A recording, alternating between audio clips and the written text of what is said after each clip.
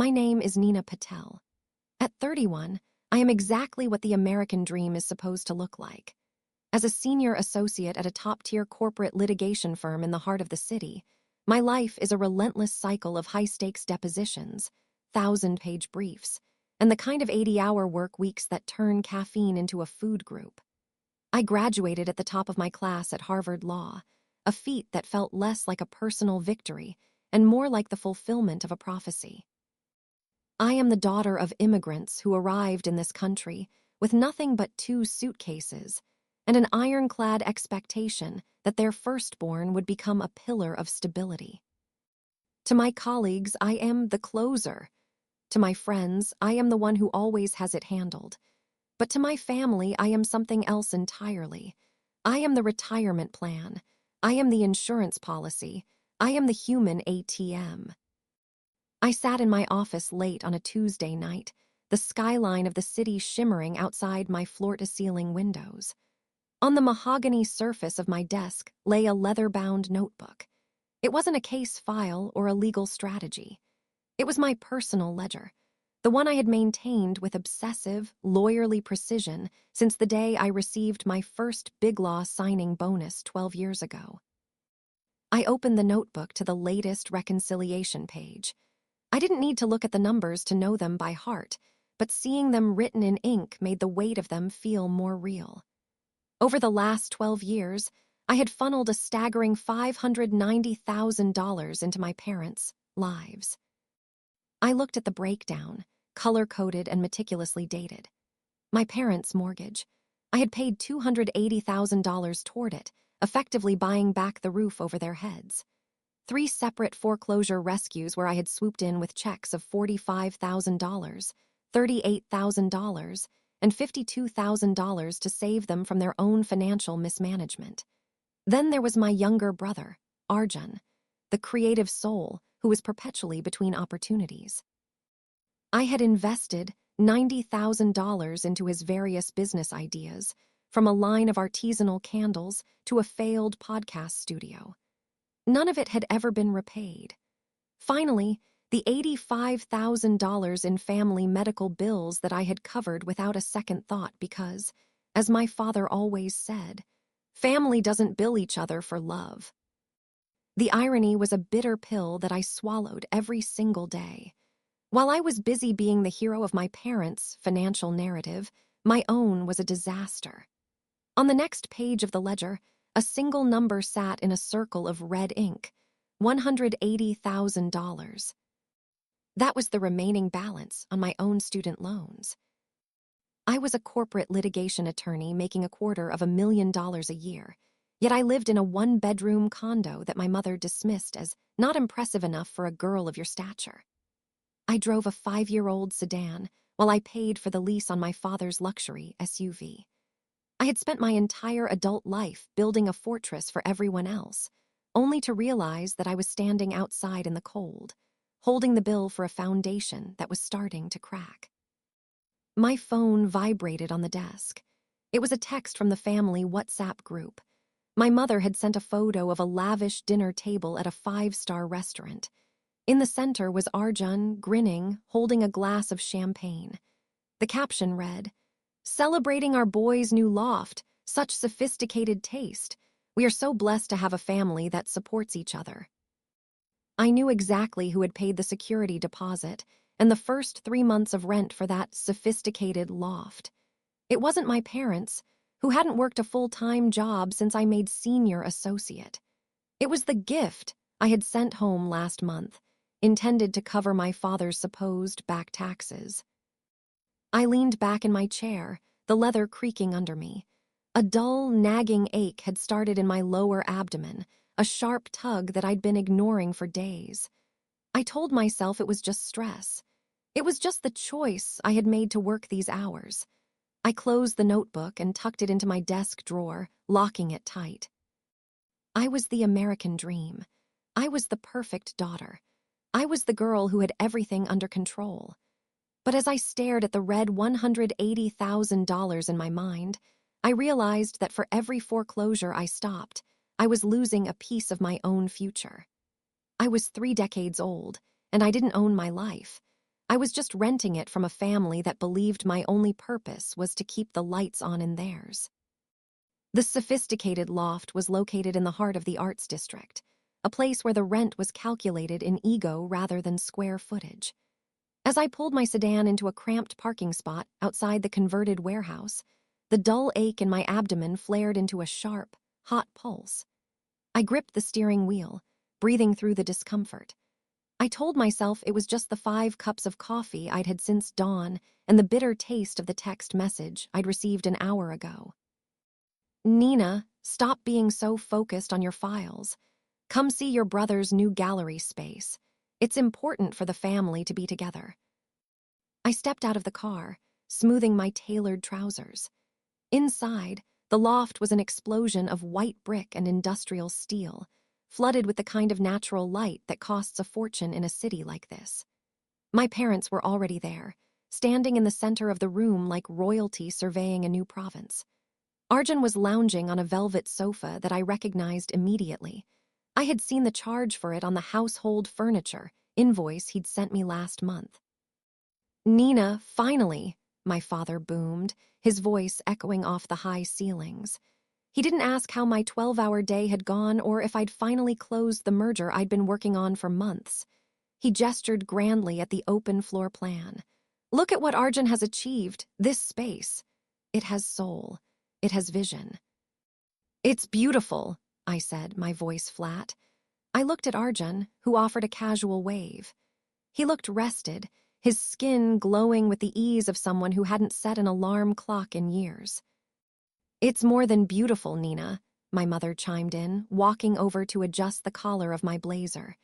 It's impressive. You should take notes. Your condo. It's so cramped, so clinical. A woman of your status should live somewhere that shows she has arrived, like this. I live in a condo I can afford to own, Mom, I said softly. Arjun is renting, and he's renting with a creative spirit, my father interrupted, narrowing his eyes. It was the warning look. The one that reminded me that bringing up the source of the money was considered a breach of honor. Arjun is finding himself. He is an artist. You have the mind of a clerk, Nina. You see numbers. He sees the world. I looked at the walls, which were covered in Arjun's vision. Abstract smears of gray and charcoal that he called a series on urban isolation. I had paid for the canvases. I had paid for the high-end oil paints. I was currently paying for the electricity that powered the track lighting illuminating his genius. I'm glad you're happy, Arjun, I said, turning to my brother. How is the business plan coming for the studio? Have you looked at the projected overhead I sent over? Arjun rolled his eyes, a smirk playing on his lips. Nina, not everything is a spreadsheet. You're so big law. You're stifling the process with all these projections. Dad says I need to focus on the craft first. The craft doesn't pay the landlord, I snapped, the pain in my side giving my voice a jagged edge. The room went cold. My mother's face hardened into a mask of disappointment. Is that what this is about? A little bit of money? After everything we sacrificed to get you to Harvard, we didn't count pennies when we were working 2 jobs to keep you in private school, Nina. We gave you our lives, and now you begrudge your brother a place to breathe. The sacrifice speech. It was their most effective weapon. It didn't matter that I had paid back my private school tuition 10 times over. It didn't matter that I was the one currently funding their lifestyle. In their minds, the debt of my existence was infinite. I was the success story, which meant I was a public utility, owned and operated by the Patel family. I felt a sudden, dizzying wave of nausea. I reached out and steadied myself against a marble countertop, another investment I'd funded. I'm not begrudging him anything, I whispered, my vision blurring for a second. I'm just tired, Mom. I've been working 80 hours a week for years. That is your choice, Nina, my father said, turning back to Arjun to discuss where to hang the next canvas. You chose the career of a workhorse. Don't complain when you have to pull the plow. It's what you're good at. I stood there, a ghost in the room I was paying for. I was the one who ensured the mortgage was paid, the one who handled the foreclosures, the one who navigated the legal nightmares. But in this family, I was just the engine in the basement, unseen, unappreciated, and expected to run forever without maintenance. Arjun was the gold plating on the exterior, the one they showed off to the world. I felt my phone buzz in my pocket. It was a notification from my bank, a low balance alert for my personal checking account. I had just transferred $12,000 to my father for unforeseen home repairs that morning. I have to go, I said, the pain in my abdomen now a constant gnawing heat. I have a deadline. Always a deadline, my mother sighed, not even looking up from a brochure for a luxury Italian kitchen brand. Try to be less dramatic, Nina. You're becoming very difficult to be around. I walked out of the loft, the cool night air hitting my face like a slap. I got into my car and sat in the dark, my forehead resting against the cool glass of the window. I thought about the $590,000. I thought about the $180,000 I still owed. And then I thought about the 3 words my father had said: workhorse, choice, soul. The pain in my side spiked again, sharper this time, forcing a gasp from my lungs. I looked at the bright, glowing windows of the loft. My father was laughing at something Arjun said. My mother was pouring a glass of wine. They looked perfect. They looked like the American dream. I started the car, my hand shaking as I shifted into gear. My phone chimed again. A text from my father. Almost forgot. The property tax bill came today. It's $8,400. Need it by Friday so we don't get a penalty. Love you, proud of you. I stared at the screen until the letters swam. I wasn't just tired. Something was fundamentally wrong. And as I pulled away from the curb, I realized that for all my legal expertise, I had failed to see the most obvious truth. I wasn't saving my family. I was just funding my own disappearance. I drove home in a daze, the $8,400 tax bill looming in my mind like a final, impossible hurdle. Every time my heart beat, the sharp pain in my side throbbed in rhythm, a frantic warning signal my brain was desperately trying to filter out. I walked into my condo, the cramped space my mother despised, and collapsed onto the sofa. I didn't turn on the lights. I just sat there in the dark, the blue light of my phone illuminating the text message from my father. Love you, proud of you. It was the carrot on the end of a very long, very expensive stick.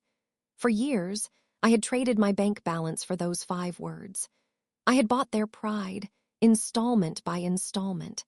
But as I looked at my savings account balance, currently sitting at a meager $3,200 after the morning's transfer, the math finally stopped working. I couldn't do it. For the first time in 12 years, the closer couldn't close the gap. The next morning, I did something I hadn't done since I passed the bar exam. I called my father to say no. I sat at my kitchen island, a heating pad pressed to my side, my voice trembling as he picked up on the second ring. Papa, about the tax bill, I started, my throat tight. I checked my accounts. I've had some unexpected expenses with the condo and my own student loan interest. I can't cover the $8,400 by Friday. I might be able to do half next month, but... The silence on the other end was instantaneous and heavy. Then came the sigh, the long, weary exhale of a man who had been deeply wronged. Nina, he said, his voice dropping into that disappointed vibrato. We are talking about the family home, the home where we raised you, the home we sacrificed everything to keep when we first moved to this country. Do you remember the apartment in Queens, the one with the broken heater? We froze so you could have books, Nina. I know, Papa, I remember. And I've paid the mortgage for 12 years to make sure you never have to be cold again. But I'm tapped out. I literally don't have the cash. Then use your credit, he said, his tone shifting from sorrow to a cold, pragmatic steel. You have a high limit. You are a Harvard lawyer. This is a matter of duty, Nina. It is about honor. If the neighbors see a lien on the house, what does that say about our family? What does it say about you? I looked at my reflection in the darkened screen of my laptop. I looked tired. I looked old. I'm already $180,000 in debt, Papa. I can't take on more for a tax bill that should have been planned for. Planned for? My mother's voice suddenly joined the call. She must have been listening on the extension. We don't plan for things like this, Nina, because we have a daughter who is a success. We tell everyone at the temple how you take care of us.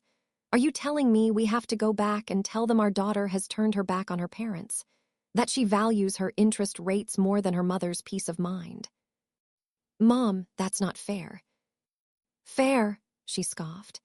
Is it fair that I haven't bought a new dress in 3 years because I wanted to make sure Arjun had a proper start? Is it fair that your father's back aches every day because he worked those double shifts in the 80s? We gave you our youth, Nina. We gave you our health.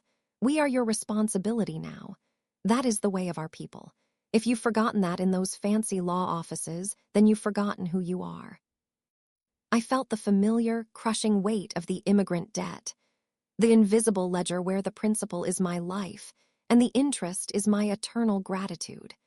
To them, my $590,000 wasn't a gift. It was a partial repayment on a loan I never signed for but was born carrying. I'll see what I can do, I whispered, the words feeling like ash in my mouth. I hung up and opened my laptop. I needed to see the full picture. I logged into my parents' online banking portal. I had the passwords because I was the one who managed the crises. I started digging deeper than I usually did. I looked past the primary checking account and into the history of their home equity line of credit. My breath hitched. They hadn't just been living off my transfers. Over the last 3 years, they had quietly withdrawn another $150,000 against the house I was paying for. The foreclosure rescues hadn't been caused by bad luck. They were caused by a secret, systematic draining of the equity. And where had that money gone? I scrolled through the outgoing wires. Arjun Patel, Arjun Patel, Arjun Patel. They weren't just using me to survive. They were using me to subsidize a life for Arjun that was even more lavish than I had realized. The gallery opening, the loft, the designer clothes, it wasn't just my direct gifts. They were stripping the very foundation I was trying to save to feed the golden child's whims.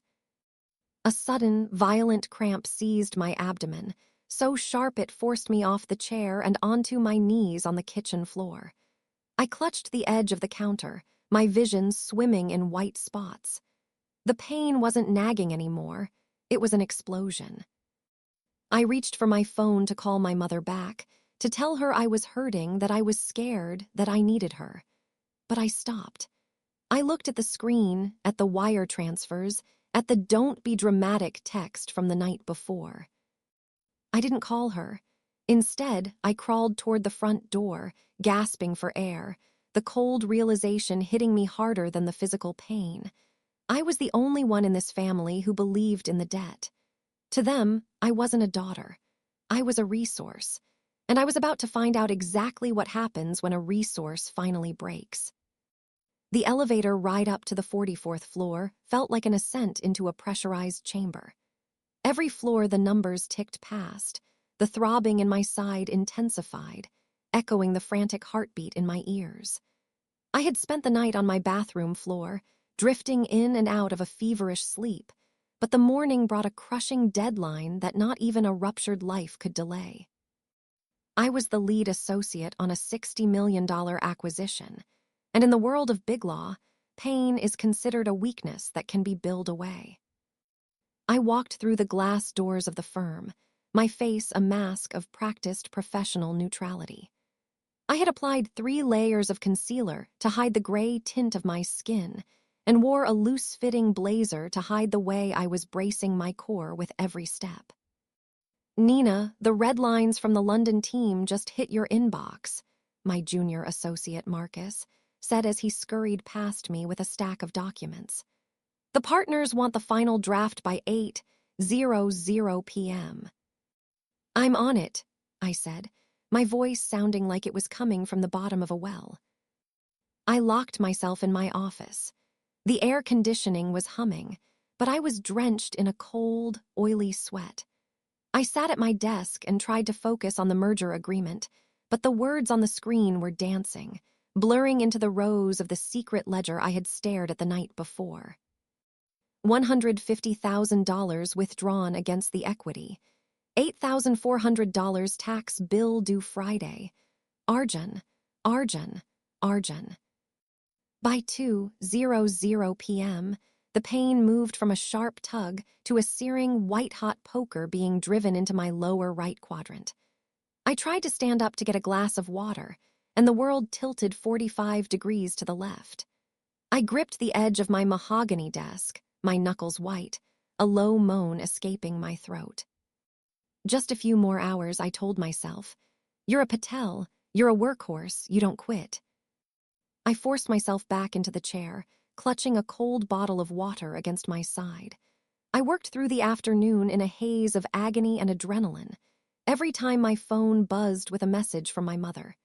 Did you send the tax money yet? Papa is waiting. I felt a fresh spike of nausea. I ignored it. I ignored the chills that were now making my teeth chatter in the 68-degree office. At 7:30 p.m., I hit send on the final merger documents. The relief lasted exactly 4 seconds before a wave of heat washed over me, followed by a sensation of something deep inside me finally giving way. It wasn't a sharp pain anymore. It was a sickening, spreading warmth. I tried to reach for my phone to call an Uber to the hospital, but my arm felt like it weighed 1,000 pounds. I stood up, intending to walk to the door and ask for help, but my legs turned to water. The floor hit me before I realized I was falling. I was lying on the plush office carpet, staring at the underside of my desk. The clock on my computer screen read 8:01 p.m. I had made the deadline. I had fulfilled my duty to the firm. But as I tried to draw a breath, I realized I couldn't expand my lungs. The warmth was spreading, a toxic tide rising in my abdomen. "Help," I whispered, but the word died in the quiet, soundproofed room. I fumbled for my phone, which had skittered a few feet away. My vision was narrowing into a dark tunnel, the edges flickering with static. With a strength I didn't know I had left, I dragged myself toward the device. My fingers were numb, but I managed to swipe the screen. I didn't call 911. My first instinct, trained into my marrow over 31 years, was to call the people I had spent $500,000 protecting. I needed my mother. I needed to hear that I had done a good job, that I was allowed to stop now, that she was coming to save me the way I had saved them so many times. The phone rang, once, twice. "Nina," my mother's voice came through, but it was drowned out by the thumping bass of music and the high-pitched clinking of glasses. "I told you, Papa is waiting for the transfer. Why are you calling so late? We're busy." "Mom," I gasped, the cold sweat stinging my eyes. "Mom, something is wrong. I collapsed. I'm on the floor, I think. I think my appendix burst. I'm scared. Please. Can you come to the city? I'm at the office." "Oh, Nina, always with the drama," she sighed, and I could hear her turning away to laugh at something someone else said. "We are at Arjun's gallery opening. This took months to plan. The mayor's assistant is here. You're at a law firm. There are people everywhere. Just call a taxi and go to the clinic. You're always fine. You just work too hard." "Mom, I can't breathe," I sobbed, my voice breaking. "I'm bleeding inside. I think I'm dying." "You are not dying. You are just emotional because of the merger. Call us tomorrow when you've had some sleep." Face blowing a kiss. Click. The dial tone was the loudest thing I had ever heard. I stared at the dark screen of my phone as the music from Arjun's gallery faded into a ringing silence. I was 31 years old, a senior associate at one of the best firms in the world, and I was dying on a carpet I had billed 10,000 hours to afford, while my mother chose a gallery opening over my life. The darkness finally rushed in, heavy and absolute. But just before I slipped away, I felt a hand on my shoulder and heard the frantic voice of the night janitor screaming for a medic. The last thing I saw was the light of the hallway and the realization that the people I called family were already celebrating a world without me. The transition from the cold darkness of my office floor to the blinding, sterile white of the emergency room was a blur of sirens, jagged breaths, and the metallic scent of blood. I felt the rhythmic thud of a gurney hitting swinging doors and heard the frantic shorthand of medical professionals. Ruptured appendix. Patient is septic. BP is dropping 60/40. We're losing her. I wanted to tell them about the merger. I wanted to tell them I had $180,000 in debt and a tax bill due on Friday. But my throat was a desert, and the warmth in my abdomen had turned into a searing, agonizing fire. Nina, can you hear me? I forced my eyes open. A woman with a kind, weathered face and deep brown skin was leaning over me. Her badge read Keisha, RN. She wasn't my mother. She wasn't anyone who had ever benefited from my $250,000 salary. She was a stranger, yet she was the only person in the world currently looking at me as if I mattered. My phone, I wheezed, my fingers twitching. We have it, baby. You're going into surgery right now. You're very sick, but I've got you, Keisha said, her voice a steady anchor in the storm. Call, Mom, I managed to choke out. I was still a fool. Even on the edge of the abyss, I believed that if she knew the truth, the medical, quantified truth, she would come. The perfect daughter was still trying to earn her place. Keisha grabbed my phone from the tray. It's locked, honey. What's the code? I gave it to her. I watched through a haze as she dialed. She put it on speaker so she could keep her hands free to adjust my IV drip. The ringing echoed against the plastic walls of the trauma bay. My mother picked up on the third ring. The background noise was even louder now, the clinking of expensive crystal and the roar of a crowd cheering for Arjun. Nina, I told you to stop calling, my mother shouted over the noise. We are in the middle of the toast. Arjun is about to speak. Ma'am, Keisha interrupted, her voice dropping into a professional, no-nonsense tone. This is the emergency room at St. Jude S. Your daughter Nina has been admitted with a ruptured appendix and septic shock.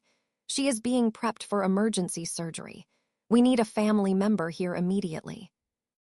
There was a pause. For a heartbeat, I thought I heard the music dim. I held my breath, waiting for the scream, the panic, the sound of a mother dropping everything to run to her child. This is Nina's friend playing a joke, isn't it? My mother said, her voice dripping with irritation. Nina is always doing this when she wants attention. Tell her the drama isn't working. We are at a gallery opening. We have guests. She's at a hospital. She's in the best place, isn't she? Let the doctors do their job. We'll call her tomorrow when she's less emotional. Ma'am, you don't understand, Keisha said, her eyes flashing with a sudden protective anger. Your daughter might die. She is septic. Do you understand what that means? She's a lawyer. She's too tough to die, my mother snapped. She just wants us to feel guilty because she didn't want to pay the tax bill. Tell her to stop being so dramatic. Call us tomorrow. Face blowing a kiss. The line went dead. The silence that followed was more painful than the sepsis. Keisha looked down at the phone, then at me. Her expression shifted from professional concern to a deep, heartbreaking pity. She didn't say anything. She didn't have to.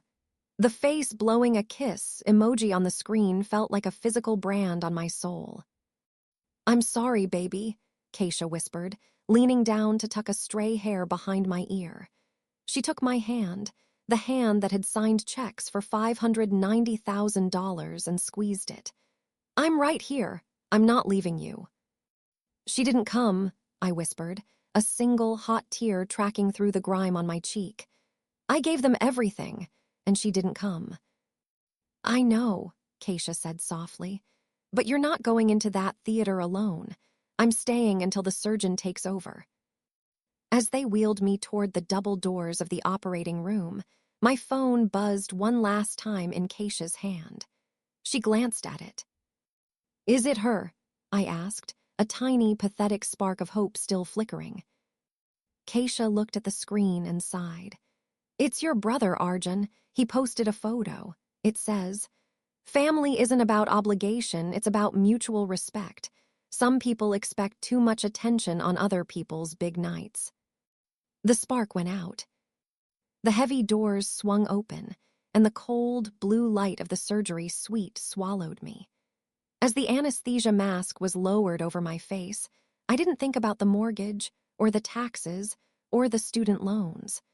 I thought about the $590,000 price tag I had paid for a seat at a table where I wasn't even a guest. If I wake up, I thought, as the world began to dissolve into a gray fog, the ledger is closed, the workhorse is dead, and Nina is finally going to bill them back. The first thing I felt was the cold, not the biting chill of the Queen's apartment from my father's stories, but the dry, clinical frost of a hospital recovery room. My throat felt like it had been scraped with glass, and every shallow breath sent a ripple of protest through my stapled abdomen. I was alive, but I felt like a hollowed-out version of the woman who had walked into the firm 48 hours ago. I turned my head slowly, expecting, hoping, despite the evidence, to see my mother asleep in the chair next to me. I expected to see my father pacing with a look of stern relief. The chair was empty. Instead, a woman in a sharp charcoal suit stood by the window, conferring quietly with Keisha. When she saw me blink, she stepped forward. She wasn't a nurse. She was older, with silver-rimmed glasses and a calm, observant gaze that felt like a thermal scan. "Welcome back, Nina," she said, her voice low and steady. "I'm Margaret. I'm the hospital's senior patient advocate and social worker. How are you feeling?" "Thirsty," I rasped. Keisha stepped in, pressing a damp sponge to my lips. Her eyes held a mixture of professional warmth and a lingering, righteous anger. "You were in surgery for 3 hours, Nina. You were lucky. Another hour and the infection would have been irreversible." Margaret pulled the empty chair closer to my bed. She didn't offer platitudes. She opened a folder. "Nina, I've been reviewing your file. Because you were admitted in critical condition and your listed emergency contacts, your parents, could not be reached and refused to come, the hospital triggered a mandatory social services review." "They were. At an opening," I whispered, the words tasting like poison. "I know," Margaret said, her face unreadable. "I also know that while you were in the ICU, your father called the hospital 3 times. Not to speak to a surgeon, but to ask if the hospital could delay the billing or send the paperwork to your firm because he didn't want it coming to the house." A cold numbness started at my toes and traveled up to my chest. Even now, with my body stitched together and my blood full of antibiotics, his first thought was the flow of money. "Nina," Margaret continued, leaning in, "Keisha told me what happened on that phone call before you went under. And I've seen your insurance information. You're a high-earning attorney, yet your emergency fund is empty. Your accounts show almost no savings, but a massive outflow to the same people who told a trauma nurse to stop being dramatic while you were dying." It's cultural," I said, the old defense mechanism kicking in automatically. "It's immigrant family dynamics I owe them." "Do you?" Margaret's voice was sharp, a legal blade disguised as a question. "I've worked in this city for 25 years, Nina. I've seen every kind of family dynamic there is. There is a difference between honor and exploitation. What I see here is a woman who has been systematically drained of her resources by people who view her life as a commodity." She paused, letting the silence hang. "You told Keisha you gave them everything. What did you mean by everything?" The perfect daughter in me wanted to lie, to protect the family name, to bury the ledger. But then I looked at my hands, thin, trembling, and pale. I thought about the $590,000. I thought about the $180,000 I still owed. I thought about the text with the face blowing a kiss emoji sent while my blood was turning toxic. I have a notebook, I whispered. In my desk at work, a ledger. I have your work bag right here, Keisha said, lifting it from the floor. The janitor who found you brought it in. Is it in here? I nodded. Keisha pulled out the leather-bound notebook. She handed it to Margaret. The room was silent as Margaret flipped through the pages. I watched her eyes move over the foreclosure rescues, the investments for Arjun, the mortgage payments, and the color-coded debt. I saw the moment her jaw tightened when she reached the page detailing my own student loans, the ones I was neglecting so my father could drive a luxury SUV. $590,000, Margaret breathed, looking up from the pages. Nina, this isn't a family support system. This is a crime. You've been a victim of financial and emotional abuse for over a decade. I'm a lawyer, I said, a bitter laugh bubbling up in my chest, causing a flare of pain in my side. I'm supposed to be the one who sees the scams. It's harder to see the scam when you're born into the cult of the scammer, Margaret said firmly. But you're awake now, and the hospital isn't the only one doing an audit. Your firm has been calling. A woman named Patricia Chen. She's been here twice, but you were still out. My heart hammered against my ribs. Patricia, the senior partner who had mentored me, if the firm knew I was this compromised, this weak. She didn't come to fire you, Nina, Margaret said, as if reading my mind. She came because she realized your parents were the reason you were burning out. She told me to tell you that the Patel account is officially closed. I looked at the ledger in Margaret's hand. For 12 years, these numbers had been my cage. I had quantified my own worth by how much I could provide, how much I could endure, and how much I could save. But standing at the edge of death, the math had changed. I want to see the records, I said, my voice gaining a thin, metallic edge. Not just mine, theirs. I want to see where every cent went. I can help you with that, Margaret said, a small, grim smile appearing on her face. But first, you need to understand one thing. They didn't just choose a gallery opening over your surgery. They chose a lifestyle over your life.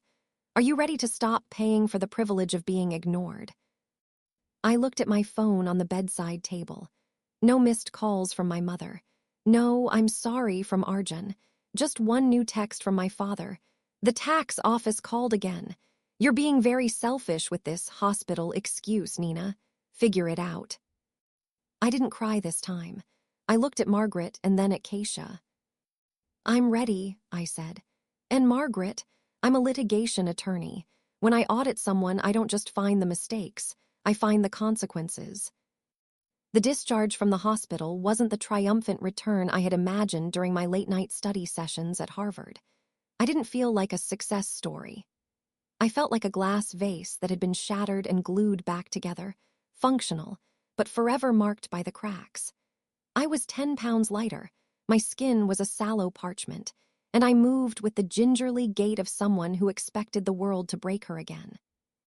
I had been back at my condo for 3 days when the black town car sent by the firm arrived. Patricia Chen, the woman who had plucked me from the associate pool and molded me into a shark, didn't do work from home. She did results. When I stepped into her office on the top floor, the scent of expensive espresso and old money hit me like a physical force. Patricia was standing by the window, her back to me. She was 62, a first-generation immigrant from Taiwan who had clawed her way to the top when the room was filled with men who didn't want her there. She understood the debt better than anyone. "Sit down, Nina," she said, not turning around. "You look like you've seen a ghost, which is appropriate, considering you technically died for 4 minutes on that operating table." I sank into the leather chair, bracing my core. "I'm ready to get back to the merger, Patricia. I've already reviewed the—" "Forget the merger," Patricia snapped, turning to face me. Her eyes were sharp, dark, and filled with a cold fury I had never seen directed at me. She threw my leather-bound ledger onto the desk between us. Margaret, the social worker, gave this to me. She thought I should know why my best associate was literally rotting from the inside out while billing 80 hours a week. I felt the heat rise in my neck. Patricia, that's private, it's just family stuff, it's handled. Handled? Patricia leaned over the desk, her voice dropping to a dangerous whisper. I saw the numbers, Nina. I saw the $590,000. I saw the foreclosure rescues. And I saw the timestamp of the voicemail your mother left you while you were in septic shock. She paused, her gaze boring into mine. This firm spends millions of dollars a year on risk management. We vet our clients. We vet our partners. But I failed to vet the people who were bleeding our best asset dry. You weren't working for this firm, Nina. You were working for a parasite. They're my parents, I whispered, the old programmed defense rising like a reflex. They sacrificed nothing that you haven't paid back tenfold with interest. Patricia slammed her hand on the desk. They didn't give you a life, Nina. They gave you a mortgage. And they did it because they knew your guilt was more profitable than their own hard work. I looked away, staring at the gold-embossed pen set on her desk. The silence in the room was heavy. The firm has a retreat this weekend, Patricia said, her tone suddenly shifting to one of clinical business. The Waldorf Resort, it's mandatory for all senior associates. Family is invited, spouses, children, and parents. I can't go, I said, my voice shaking. I can't be around them right now. My mother is still texting me about the tax bill. She says I'm punishing them by being sick. Oh, you're going, Patricia said, a small, terrifying smile touching her lips. And they are going. I've already sent the invitations. I told them the firm is honoring you with a Family Excellence Award for your contributions. I told them there would be a banquet, and I told them Arjun was welcome to showcase his art in the foyer. Patricia, what are you doing? I'm doing what we do best, Nina. I'm conducting a deposition. Patricia leaned back, her eyes gleaming. Your parents think they are coming to celebrate their ATM. They think they are going to rub elbows with the partners and brag about their perfect daughter.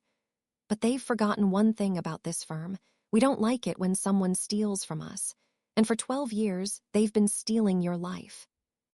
She pushed a folder across the desk toward me. It contained the firm's private investigator's report. It was deeper than the audit I had done.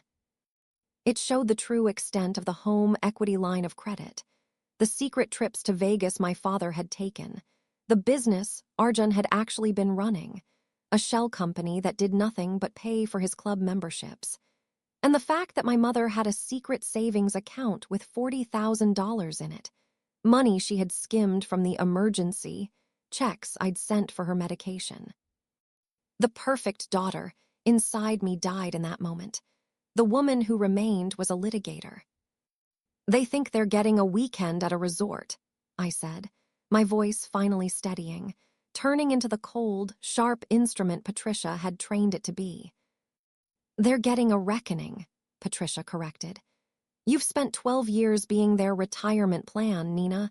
This weekend, you're going to be their judge. I've already cleared it with the managing partners. This isn't just about you. It's about the integrity of this firm. We don't allow our people to be destroyed by the very people they are trying to protect. I looked at the ledger. I looked at the PI report.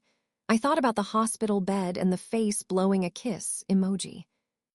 What do you need me to do? I asked. Patricia stood up and walked to the door, opening it. I need you to wear your most expensive suit.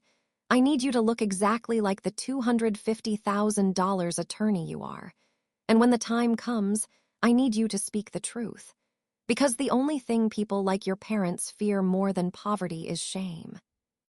As I walked out of her office, my phone buzzed. A text from my mother. We got the invite to the Waldorf. Such a fancy place. I told everyone at the temple. See, your hard work is finally paying off for us. Make sure you bring the tax money to the resort. We don't want to talk about bills in front of your bosses. Winking face. I didn't reply. I didn't feel the sharp pain in my side anymore. I felt something much colder and much more permanent. I was going to the Waldorf, but I wasn't bringing a check. I was bringing the bill. The Waldorf Resort was a palace of gilded molding and white marble, the kind of place that was designed to make ordinary people feel small and powerful people feel at home. My parents and Arjun arrived in a flurry of silk and false modesty, acting as if they owned the lobby. My mother was wearing a new sari, deep emerald with gold embroidery, that I hadn't paid for, or at least, not consciously. "Nina, look at this place," Arjun laughed, tossing his car keys to a valet who looked twice as professional as him. Patricia was right. This is exactly the kind of vibe my art needs. I'm thinking of doing a series on corporate opulence. I stood in the center of the lobby, wearing a navy pinstripe suit that felt like armor. I didn't hug them. I didn't smile. I just watched them. I watched my father shake hands with a junior partner, bragging about his girl at Harvard, while my mother whispered in my ear about the luxury spa appointment she'd already booked on my room charge. "The banquet is in the private dining wing," I said, my voice as cold as the marble beneath our feet. "Patricia wants to start the recognition ceremony early." Of course, my father said, beaming. "Success doesn't wait." We walked toward the conference wing, away from the music and the hors d'oeuvres. As the heavy oak doors of Conference Room B swung open, the atmosphere shifted instantly. This wasn't a banquet hall. There was no food, no awards, just a long, glass-topped table and 6 chairs. Patricia Chen sat at the head of the table. To her left were 2 other senior partners, their faces set in the grim expressions they reserved for hostile takeovers. "What is this?" my mother asked, her smile faltering as the heavy doors clicked shut behind us. "Where is the party?" "Sit down, Mr. and Mrs. Patel." "Arjun," Patricia said. It wasn't an invitation, it was a subpoena. My parents exchanged a nervous glance but sat. Arjun slouched into a chair, looking bored. I remained standing by the door. "We are here to discuss a serious breach of firm security," Patricia began, her voice echoing in the soundproofed room. "Specifically, the systematic sabotage of one of our senior associates." "Sabotage," my father scoffed. "We are her family. We are the reason she is successful." "Are you?" Patricia tapped a button on the console. The large screen on the wall flickered to life. It wasn't a slideshow of my childhood. It was my ledger. The $590,000 flashed in bright, bold white text against a black background. Beneath it, the PI report started to scroll. The Las Vegas trips, the shell companies, the secret $40,000 savings account. "This," Patricia said, gesturing to the screen, "is the Patel account. For 12 years, Nina has funneled over $500,000 into your hands. She did this while working 80 hours a week, while ignoring her own health, and while carrying a debt of her own that she couldn't pay because she was busy saving you from foreclosures that were actually gambling debts and luxury lofts." "Nina, how could you show them this?" my mother hissed, her face turning a blotchy red. "This is private. This is family business." "No, Mom," I said, stepping into the light of the projector. "It became firm business the moment I collapsed on that office floor. It became firm business when you told a trauma nurse I was being dramatic while my body was shutting down." "We didn't know it was that serious," Arjun chimed in, leaning forward. "You're always complaining about stress, Nina. How were we supposed to?" "Quiet, Arjun," Patricia snapped. She hit another button. The audio recording of the voicemail filled the room. My mother's voice, tinny and dismissive. "Nina, you're being dramatic. Call us when you calm down." Face blowing a kiss. Patricia looked at the timestamp on the screen, 9:12 p.m. Patient in septic shock. ICU admission pending. "This was left while your daughter was fighting for her life," Patricia said, her voice trembling with a controlled, terrifying rage. "While she was paying for your dinner, you were mocking her survival. In my culture, we honor our parents, but we do not bury our children to do it. She is our daughter, my father yelled, standing up and slamming his fist on the table. She owes us everything. We moved across the world. And she paid you back, I shouted, my voice finally breaking through. I paid you back 590,000 times, Papa. I paid for the house. I paid for Arjun. I paid for the cars. I paid for your secrets. And when I needed you to just hold my hand in a hospital room, you chose a gallery opening for art that I bought the paint for. The room went dead silent. My mother looked at the table, her eyes darting around like a trapped animal. My father's chest was heaving. Arjun was staring at the floor, the creative genius, suddenly looking very small and very useless. In 12 years, Patricia said, her voice now clinical and cold, Arjun has contributed $0 to this family. Nina has contributed more than a lifetime of earnings. Yet you treat her like a servant and him like a god. We are done, I said, my voice steadying. The Family Excellence Award you came for doesn't exist. There is no party. There is only this. The audit is complete. I pulled a stack of legal documents from my briefcase and slid them across the glass. I have filed an injunction to freeze the home equity line. I am removing myself as a guarantor on all your accounts. And Patricia has ensured that the firm's legal team will be handling any attempts you make to contact me as harassment. Nina, you can't do this, my mother whispered, her voice finally breaking into a sob. We'll lose the house. Then sell it, I said. Downsize, get jobs. Arjun can use those sophisticated hands to make coffee. I'm not angry anymore, Mom. I'm just empty. You used up everything I had to give. There's nothing left for you to take. I turned to Patricia. I'm going back to the city. I have a merger to finish. As I walked out of the room, I didn't look back. I didn't wait for the apologies that weren't coming, or the excuses I had heard 1,000 times. I walked through the opulent lobby of the Waldorf, past the valet, and into the night air. For the first time in 12 years, the thumping in my side wasn't pain. It was a heartbeat, my own. The drive back to the city was the quietest hour of my life. The engine's hum felt like a meditative chant, replacing the frantic internal tallying of debts and obligations that had haunted my brain for a decade. I checked into a hotel under a pseudonym Patricia had recommended, not because I was in physical danger, but because the psychological siege was about to begin. By the time I reached my room, my phone was a glowing coal of desperation. 47 missed calls, 112 WhatsApp messages. I sat on the edge of the bed and scrolled through them with a clinical detachment that would have terrified the Nina of 6 months ago. The messages from my mother evolved in a predictable, toxic cycle. First, the outrage, how could you shame us? Then the guilt, your father's heart is weak because of you. And finally, the begging, please, Nina, just the tax bill. We'll talk later. Then there were the messages from Arjun. They weren't pleading, they were sharp. You think you're so big because you have a suit and a title. You're a cold, soulless machine, Nina. You destroyed Mom and Dad tonight. You better make this right, or I'll make sure everyone knows what kind of success story you really are. I didn't delete them, I archived them, evidence for the future. 3 days later, I was back at my desk. The merger was in its final stages, and I was working with a precision that was terrifying my junior associates.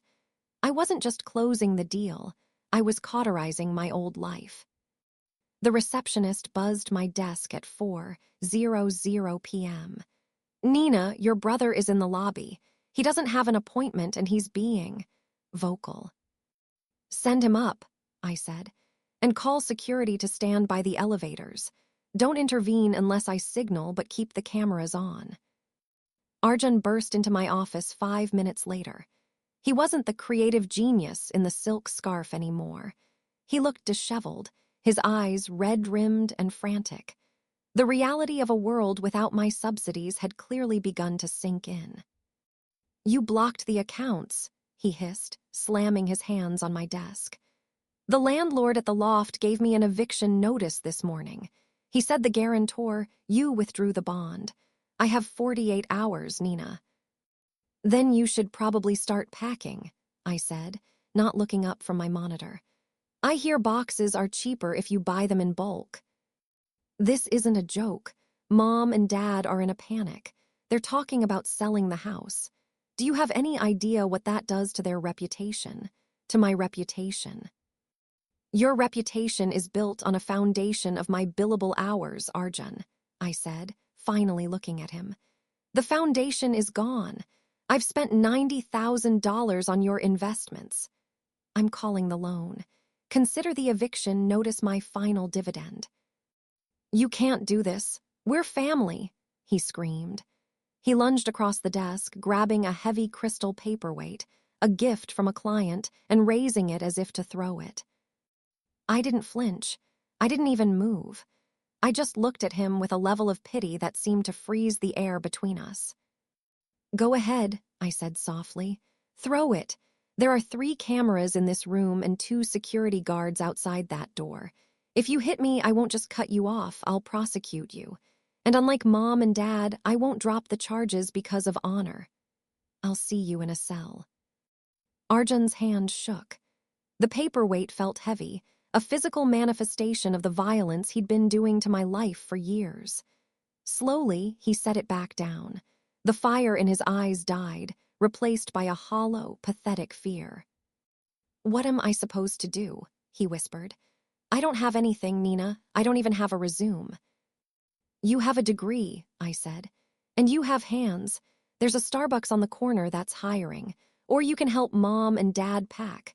I've instructed the lawyers to give them 6 months of mortgage payments, 1 final gift to give them time to find a small apartment. After that, the tap is dry. Forever.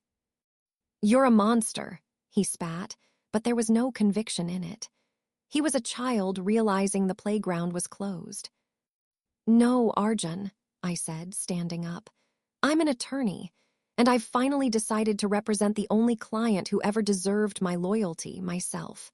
Get out. He left without another word, his shoulders slumped, the weight of his own sudden insignificance trailing behind him like a shadow. I watched him go on the security monitor, a small figure disappearing into the elevator. I sat back down and opened my ledger. I turned to the page with the red $180,000. I picked up my pen, and for the first time in my life, I didn't add a new debt for my parents. I looked at my year-end bonus projection, the one Patricia had personally authorized this morning as a survival bonus. It was $200,000. I drew a single, thick line through the $180,000. Paid. I was standing in the black for the first time since I was 18. My side didn't ache. My head didn't throb. I felt light, so light I feared I might float away from the desk. But as I closed the notebook, a final email popped up in my inbox. It was from a family therapist's office. Subject, appointment confirmation, Dr. Aris. Participants, Nina Patel optional, Aditi Patel, Vikram Patel. I stared at the screen. My mother was actually trying. Or at least, she was trying to look like she was trying. The old Nina would have clicked, except instantly, desperate for the healing. The new Nina sat in the silence of her office and wondered if a daughter could ever truly be rebuilt from the parts of an ATM. 1 year later, the city looked the same, but the woman walking through it was unrecognizable. I no longer wore the navy armor of a litigator who was fighting for her life. I wore a soft, cream-colored wool coat and walked with a posture that didn't feel like it was bracing for impact. I had moved into a new apartment, smaller than the impressive space my mother once demanded, but it was filled with plants I actually had time to water and books I actually had time to read. The $180,000 debt was a ghost of the past. My credit score was perfect. My health, once a ticking time bomb, was stable. But the true transformation wasn't in my bank account, it was in the silence of my phone. I arrived at the small, quiet cafe on the edge of the suburbs. I took a seat by the window, watching the autumn leaves drift across the pavement. A few minutes later, a woman approached. She looked smaller than I remembered. Without the expensive silk saris and the weight of the golden child's pride, my mother looked like what she actually was, a 60-year-old woman who had finally started working for her own living. She sat down, clutching a modest handbag. She didn't lead with a demand for money. She didn't lead with a guilt trip. She looked at me for a long time, her eyes tracing the healthy color in my cheeks. "You look well, Nina," she said, her voice soft, lacking its old, sharp edge. "I am well, Mom," I replied. "How is the new place?" "It's small," she admitted, but there was no venom in the statement. "Your father, he's working as a night manager at the hotel. He complains about his back, but I think he likes having somewhere to go, and I'm still at the boutique." For the last 12 months, the Patel empire had been dismantled.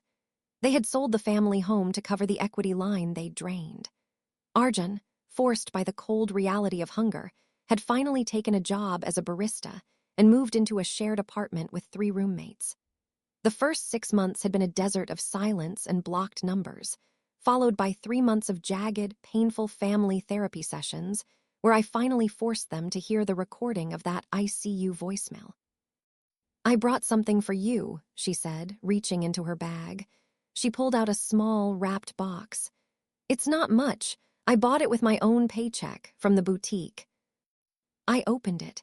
Inside was a simple, elegant silver fountain pen. "For your next ledger," she whispered.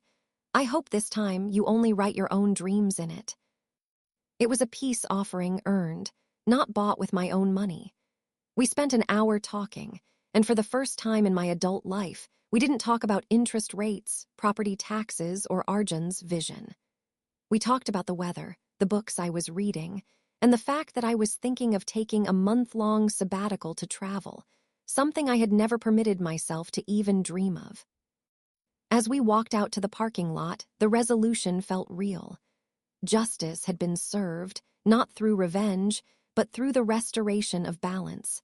My parents were no longer predators, and I was no longer a resource. We were just people, trying to find a way to be a family without a price tag attached. But as I reached my car, she stopped me, her hand resting tentatively on my arm. "Nina," she said, her eyes searching mine with a sudden, haunting intensity. "That night, when you were in the hospital, if I had dropped everything and been there when you woke up, would you still have done it? Would you still have taken the money away?" I looked at her, and the question hung in the air like a heavy mist. It was the one unanswered emotional knot. Did I find my freedom because I finally saw the truth, or did I only find it because they had pushed me too far? If they had been good enough exploiters, if they had provided just enough love to keep me sedated, would I still be in that office right now, dying for their luxury? "I don't know, Mom," I said truthfully, "and I think that's a question we both have to live with."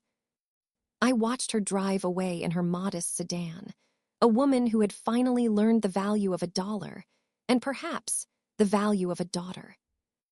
I got into my own car and checked my phone. There was a notification from LinkedIn. A new profile had been viewed, Arjun Patel. He had updated his bio. It no longer said creative visionary. It said assistant manager, coffee operations.